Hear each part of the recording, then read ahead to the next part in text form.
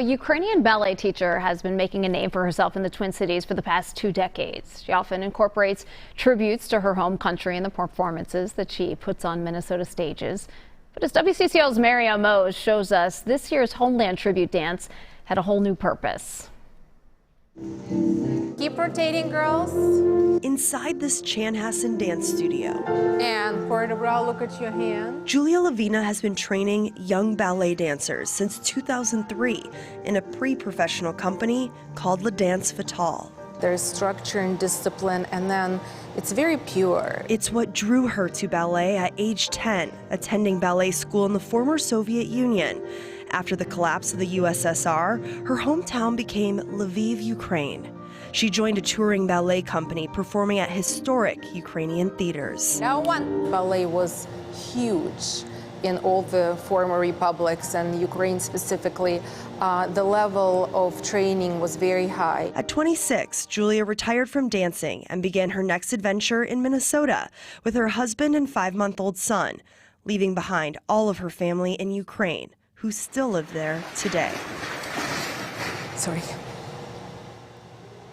Her favorite aunt and her nephews are stuck in Ukraine right now, in an area that's already been bombed. I sometimes feel like, okay, this is a nightmare that we're gonna wake up and tomorrow is gonna be just like it was. The Ukraine that Julia wants back is what she's bringing to the stage. Is everyone ready in there? A little chaos between costume changes at Eden Prairie High School Performing Arts Center as these dancers get ready for the final performance of their annual showcase. It's a great way to end the show. Like, Ukraine needs some light right now. This is not the story of Ukraine today. Instead, this is a story of bright colors, bold movement, and comedy. This is the story of what Ukraine was and what it will be again.